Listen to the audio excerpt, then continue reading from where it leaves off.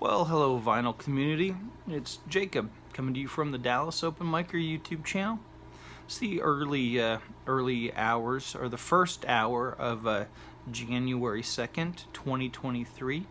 And I thought I'd take some time on my last day before my holiday ends to maybe make some more videos. I got my filming shirt on and I'm ready to go. What I've got here in this video is nothing but clearance country finds. If that's, well, country and folk, so I have mixed world folk in this as well. But if this is not something that you like, well, see you later, or why don't you stick around and have a good time? It won't cost you nothing. But anyway, a lot of people say, hey, can I still find good records in 2022? And then now they'll be saying, can I still find good records for cheap, I should say, in 2023? And the answer is yes, but don't expect to find the stuff everybody else is looking for easily at a cheap price. So the days of snapping up 50-cent Journey records are really largely a thing of the past.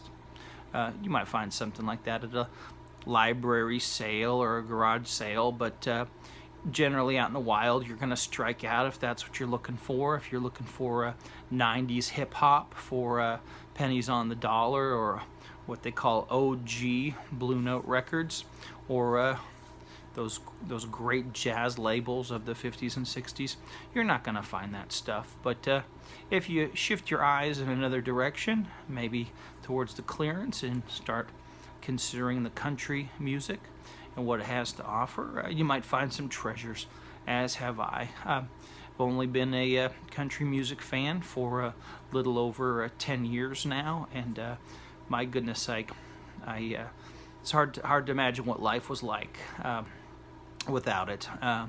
But here we go. Let's see what my first find is. I'm going to find something of quality. Now, these were all 25-cent albums, reduced from $2 for the Josey Records in Dallas year-end clearance sale.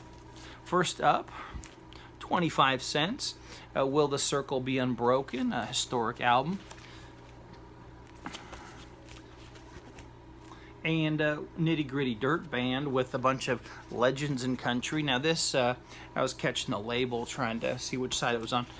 Los Angeles Public Library find here, Northridge Branch. This record's been around. You can see it's picked up something disgusting there. It's got a lot of tape. This album really wasn't sturdy enough to be fielding 3 LPs, but you might wonder why would you pick that up, especially if you suspect that I might already have a copy of this. Well, the records themselves are not in bad shape, and for another 25 cents I was able to find this, a better copy, marked down because one of the records was missing. Take these together, sandwich them, make a complete album. 50 cents. What a treasure. Alright, good stuff. If you don't believe me, you can look that album up online. People tend to like it. What do we have next? Carl Smith, one-time husband of June Carter.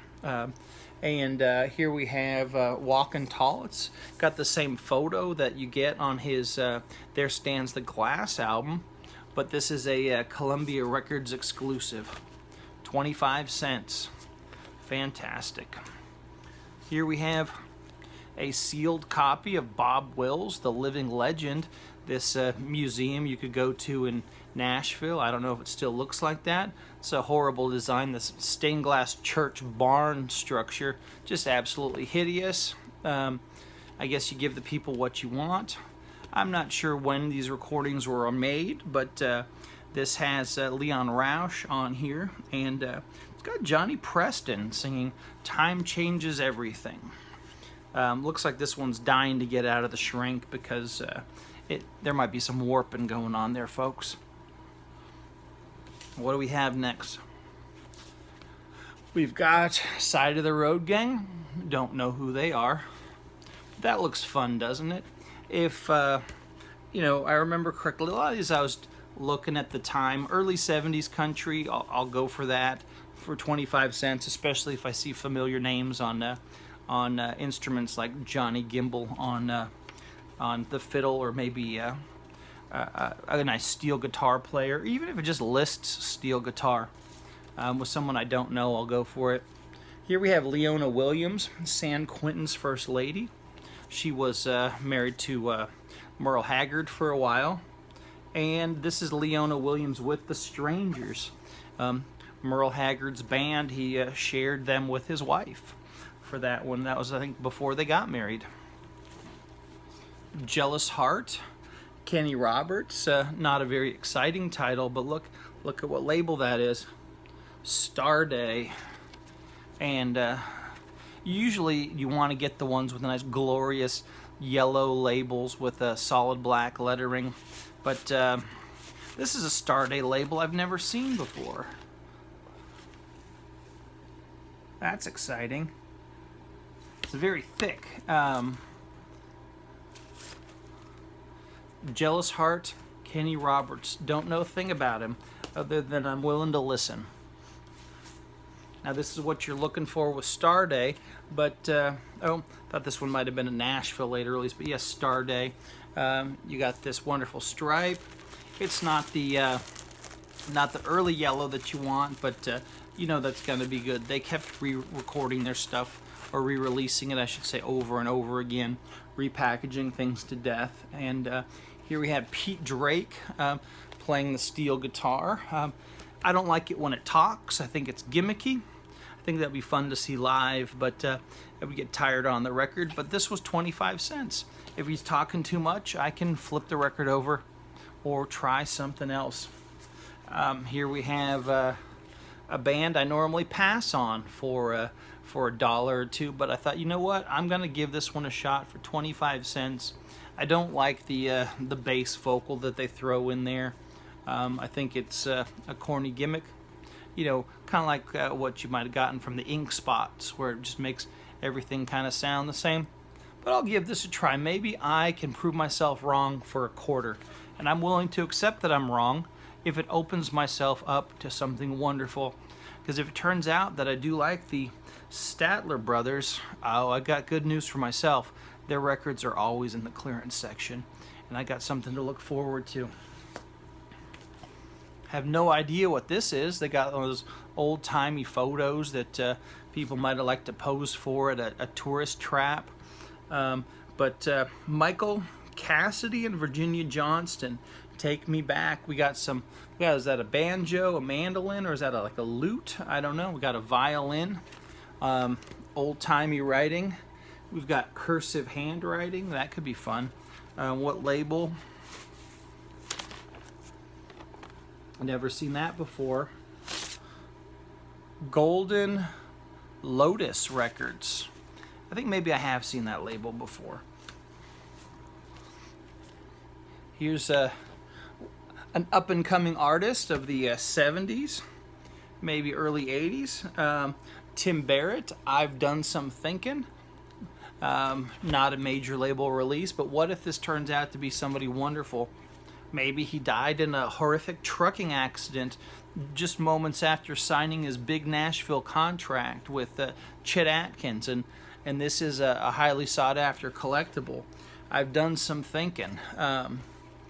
What do we have on here? Good Time Traveling Man, an original recording, or original. He's a singer-songwriter.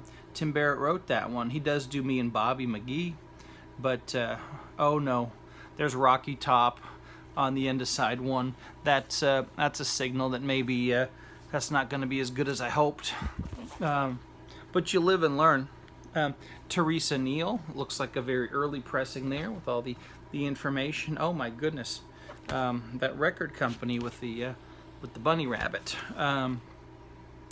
In the cradle of your loving arms, she wrote that song. Interesting. She looks like she wrote Teresa Neal, does a lot of her own songwriting. Hope she's wonderful.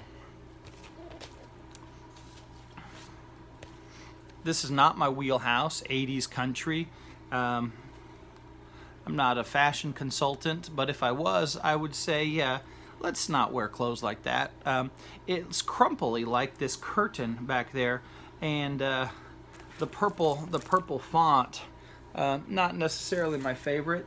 If you'd watched a recent video, I did get a cap with a purple font, but the purple font is connected to the purple paint that's on the outside of this building.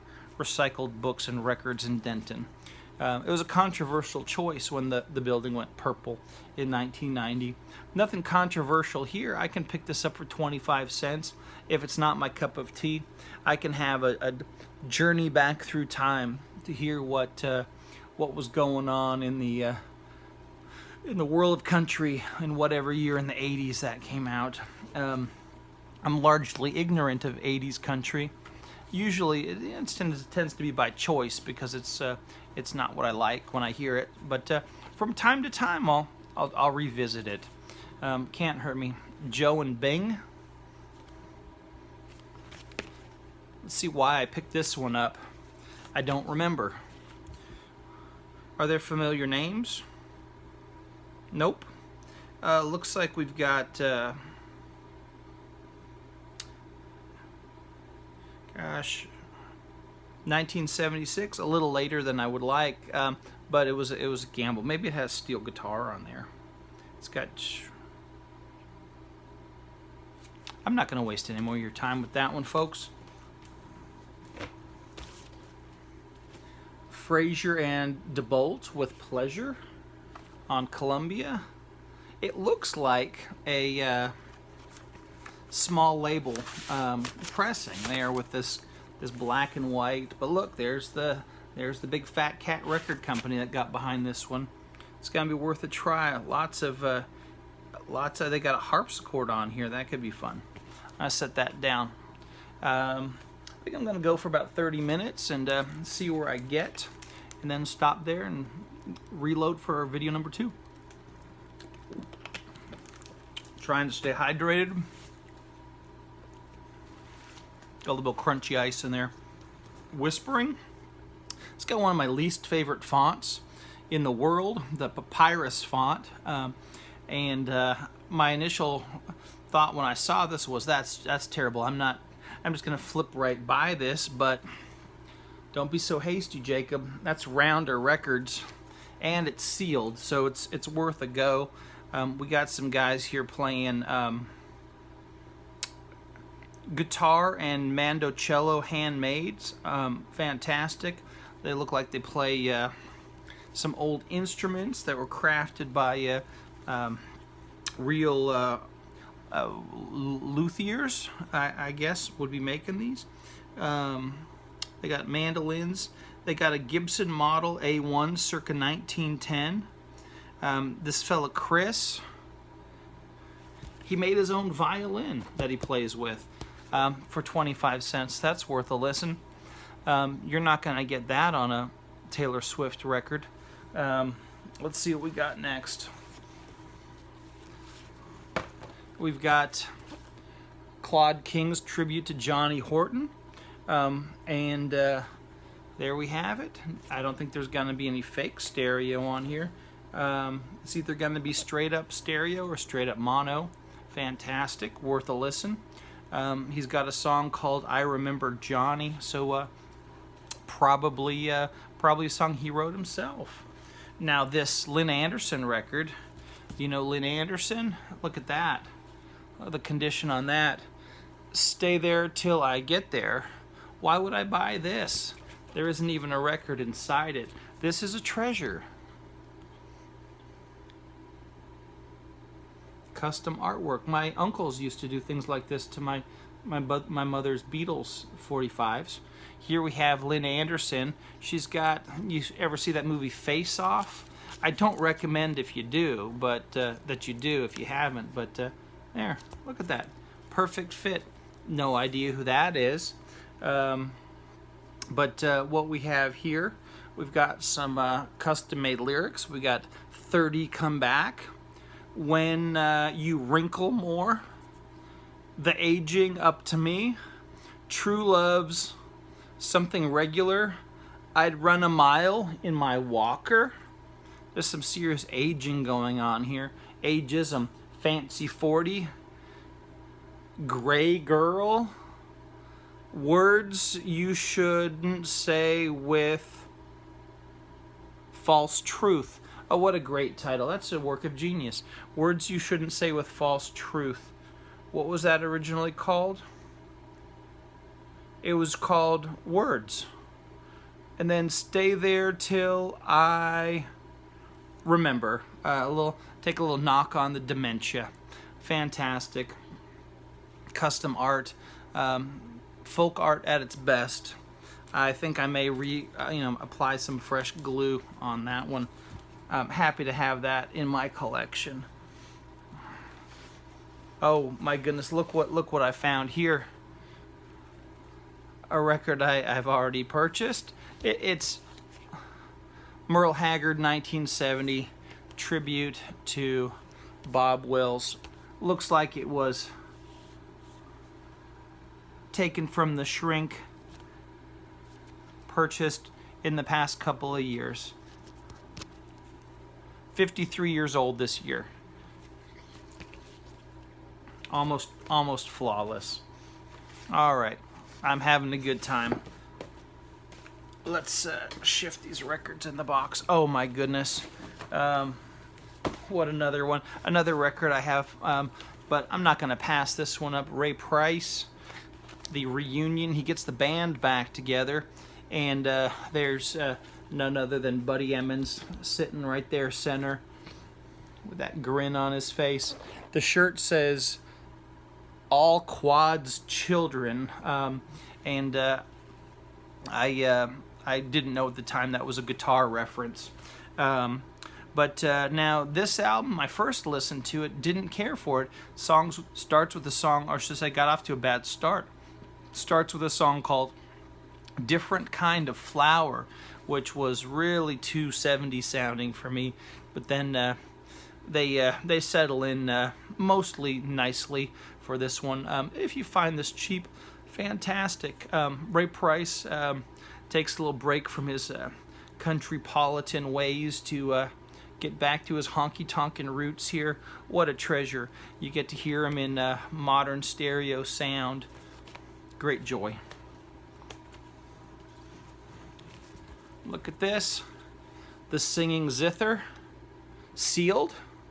Some regional American zither recordings for the European immigrants, I guess, that populated the Midwest. This is Iowa. Good old Iowan zither music. Takes requests. Same fella. What songs were requested? Do you know Edelweiss? Edelweiss? Maybe you like a little Glenn Campbell, Gentle on My Mind. Who's Sorry Now? Oh my goodness, Dean Martin sings that one. Or did. We got Poor Butterfly, The Old Spinning Wheel, Lorelei, Precious Lord, Lazy River, and then side 2 really closes out with the German sounding stuff there. All right, got a fella, Harry Belafonte. I used to play this record a lot in the 90s. The Living Stereo. I prefer this to his earlier Calypso album. Oh, I knocked my Gatorade over there. Like I said, it's not all country western. I got folk stuff mixed in. Johnny Horton's Greatest Hits, a record I already have, but this one is in a nice, glorious, fabulously preserved 6i with no inner sleeve and without the beautiful full-color souvenir photo of Johnny Horton. Sad to say, that probably adorned someone's bedroom wall in the 1960s, but it was enjoyed for sure. It's not like you find treasures that have been tucked away and saved, and the original owner didn't get to enjoy them. They stored them away and missed out. You got to enjoy your material possessions while you're still breathing, folks. What's next? Pistol Packin' Mama, the Al Dexter song, The Good Old Boys. Not familiar with this band, but look, it's got the guest stars, special guests, Chubby Wise and Don Reno, produced by Jerry Garcia of Warlock. Not a big fan of Warlock, but Jerry Garcia did know his pedal steel guitar, and he knew a thing or two about the American roots music, so not afraid to listen to something he might have produced. What songs are on here? Pistol Packin' Mama, Barefoot Nelly, Glendale Train, Leave Well Enough Alone, Too Wise Special. I bet that's a Chubby Wise number. Here we have an artist I generally avoid, but for 25 cents, I could not resist the grinning face of John Denver here on this Mercury release. I like that cover.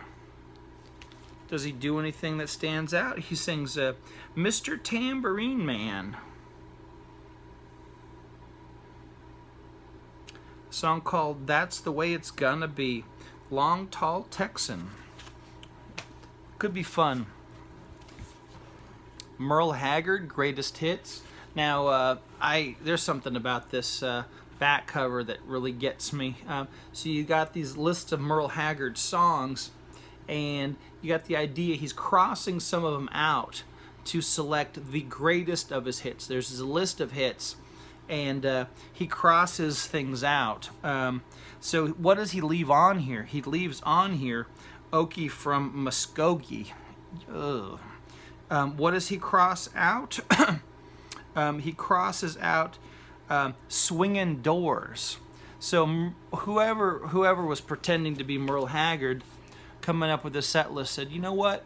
We should put Okie from Muskogee. I think it starts the record. Yeah, side 1, track 1, Okie from Muskogee. That's a better choice than Swingin' Doors. Terrible. And then we got the one about the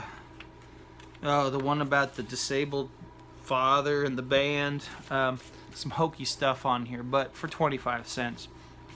Merle Haggard could get a little overly sentimental. And saccharine. Mel Tillis on Stage for 25 cents. Fantastic. At the Birmingham Municipal Auditorium. Not a lot of live albums recorded at the Birmingham Municipal Auditorium. We got Walking the Floor Over You. Fantastic. We got a medley, One More Time, The Arms of a Fool, and Welcome to My World. Wonderful stuff there. The finale, he does All Fly Away and I Saw the Light. Paul Martin, don't know who he is, but my goodness, I thought I'd take a little try here. It's Plantation Records, and look at this. You think he's in some old like swampy country store, but look at the sign back there. General Offices, the Shelby Singleton Corporation, Plantation Records.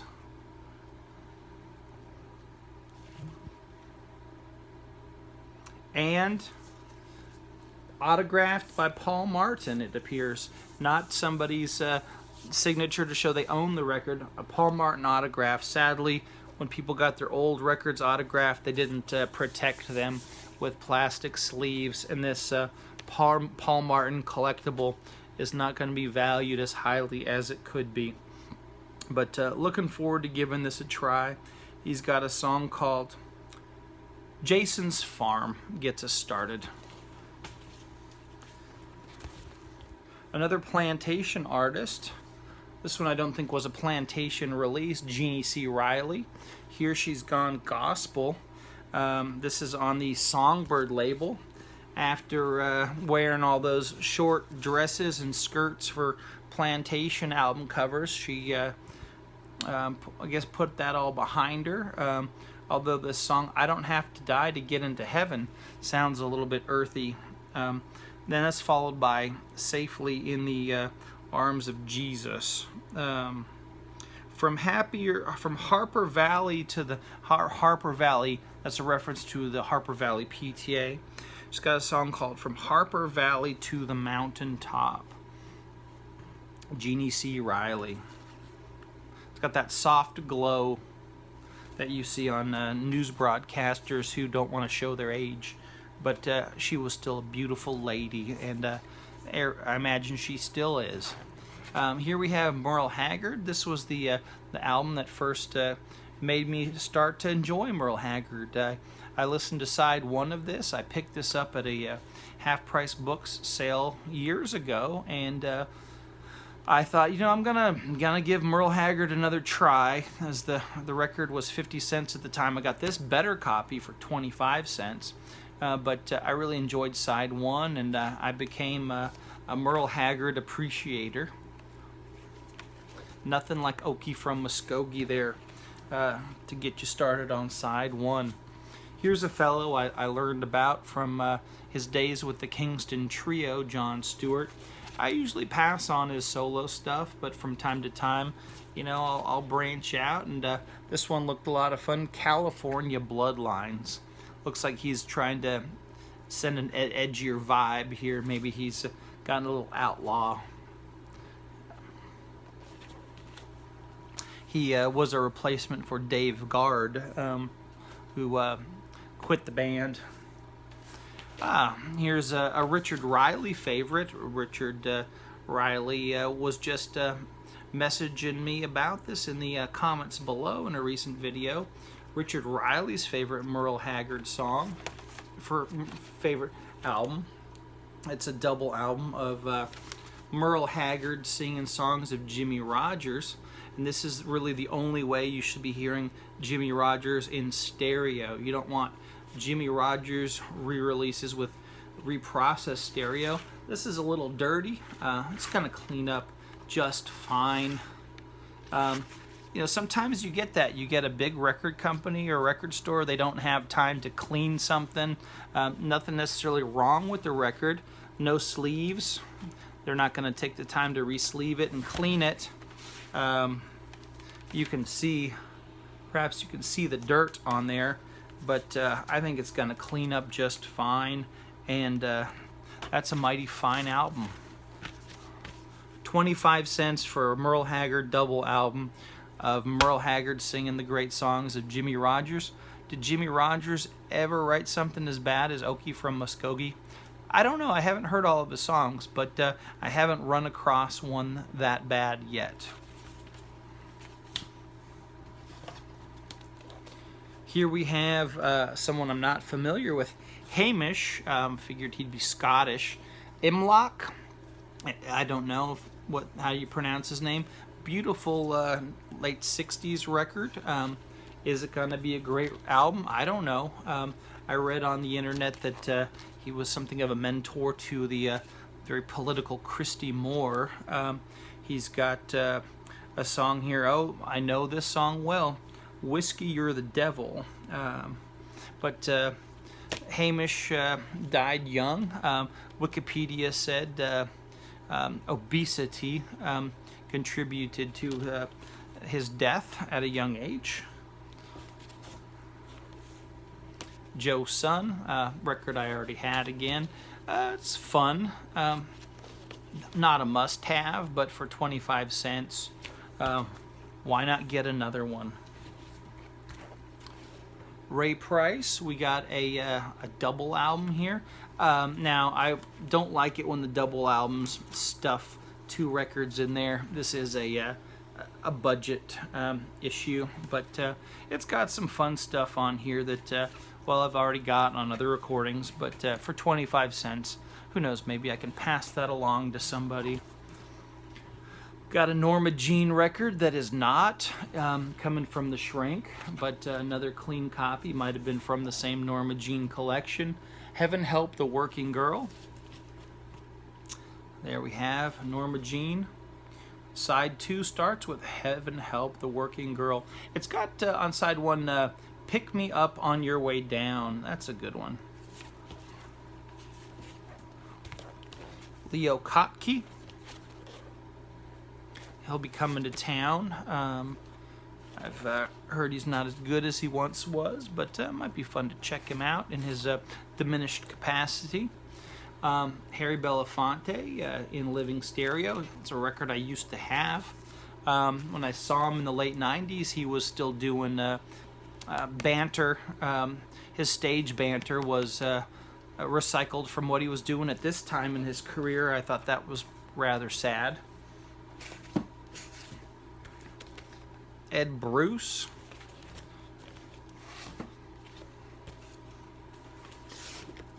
Oh, shift these records around a little bit. I'm always game for duplicate copies of the Kingston Trio.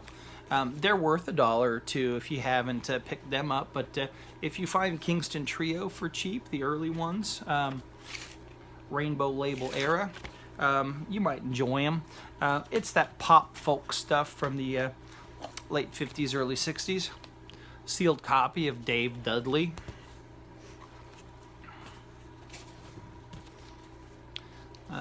Repress, like the 70s issue of Ray Price's Mighty Fine album before he entered the countrypolitan world. His tribute to Bob Wills. These are not bad sounding. These harmonies that are re-releases of the stereo era are worth picking up for cheap. They're much better than the harmonies that have the reprocessed stereo. But here we got another run from Plantation Records. I've never owned an Alabama record, and wasn't sure that I ever would, but Alabama on Plantation, I thought I would go for that one. It's got a little note there.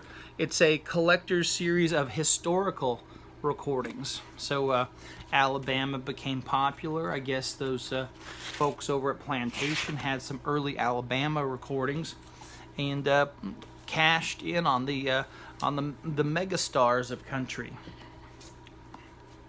Speaking of megastars, Tennessee Ernie Ford and Glenn Campbell with a bullet hole still sealed. Charlie Rich. This one is Camden. I usually stay away from Camden, but I'm okay with Pickwick and Harmony and other budget reissues, but the vinyl quality on Camden is just horrendous. But for 25 cents, sealed copy of Charlie Rich before his hair went gray, that could be a lot of fun. Bluegrass. For collectors, I'm a collector and I like bluegrass. Well, there you have it. Who's on here? Bill Monroe, Charlie Monroe, Sid Tanner, J.E. Maynor, Riley Puckett. An artist I've never owned a record from, Dan Hicks. He looks like he was a fun guy.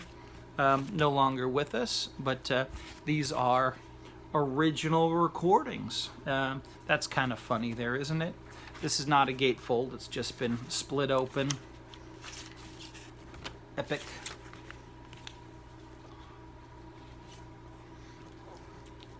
We got some space age gospel. Over the Moon, the Weatherford Quartet. Pretty slick cover there. I don't know if they're going to be good, but from time to time I do like to pick up these old gospel records and give them a spin. Some are great, some of them are very dry. We got Floyd Tillman, sings his greatest hits. That is not Floyd Tillman, that's a decorative lady. Floyd Tillman was a country music singer. Let's show 3 more and then we'll take a break. All right, what we have here is Leon Rains. Don't know who he is, but thought I'd give it a try. He's got that nice photograph there, the black and white, and I think it had some artists on here I recognized, but he does I'll Be Seeing You. Kind of gray, don't really know this stuff, but again, 25 cents. What if he turns out to be amazing? Elton Britt, Oh, I lost count of how many I was going to show next. The Singing Hills. Let's do 2 more. Teresa Brewer singing songs everyone knows. This time around, though, it's country songs. So she's singing, I think she does Jambalaya on here. Oh, yeah. She does Jambalaya on the end of side 2. My Happiness, Walking the Floor Over You. That'll be fun. And my final record for this installment is going to be Don Reno, Bill Harrell, and the Tennessee Cut-Ups, Bicentennial Bluegrass. And look at the condition of this timing strip right there. Absolutely gross. Just seems to be discolored. Doesn't appear to have any residue or crud on it, but maybe it's just that's how it reacted to the ink beneath it. Well, that could be fun. There was something that, oh yeah, side 1 starts out with something called the Catfish Song. So nothing patriotic about that. Maybe there's nothing more American than noodling for catfish. Well, that's going to be my first country spectacular of the year. I'll stop the video here